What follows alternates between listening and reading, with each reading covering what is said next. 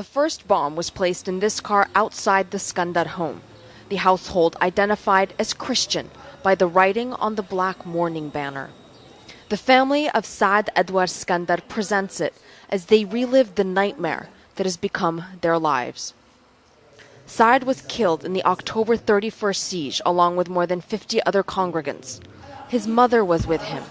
She spent 4 hours lying in a pool of blood, surrounded by the dead.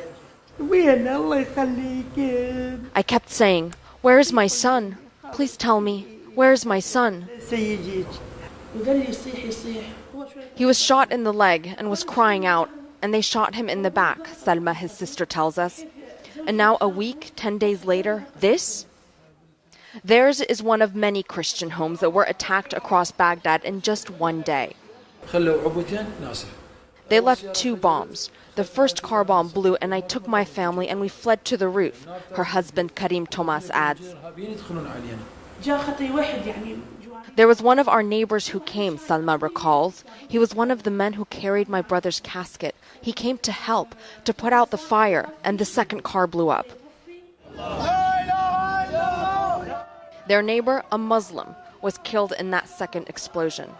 Now his body carried in a casket. His father is shaking with anger at the government. I just want to ask you, tell Prime Minister Nouri al-Maliki, is this acceptable? His voice trembles with rage. While the politicians are sitting in the green zone, people are getting killed, Christians blown up, Muslims too, and the political parties are fighting, and we are the victims. What is our crime? The government hasn't made any public statements about the attacks, but has condemned such religious violence in the past.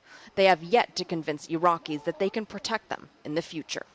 There are a number of Christians whose homes were just targeted who are now here seeking sanctuary at this undisclosed location. Many of them don't want to appear on camera. They are that afraid. They fled with just the clothing on their backs. The organizers here were fully anticipating that Christian families would be looking for a safe place to stay, and so they took some precautions. They brought mattresses, pillows, and extra food. No one knows how long they're going to have to stay here. According to the Christian community, more than half of their members have already fled Iraq. Most are too afraid to talk about their experience. The Skandar household, the only ones who would talk on camera. The boys' feet still covered in soot as they fled their burning home.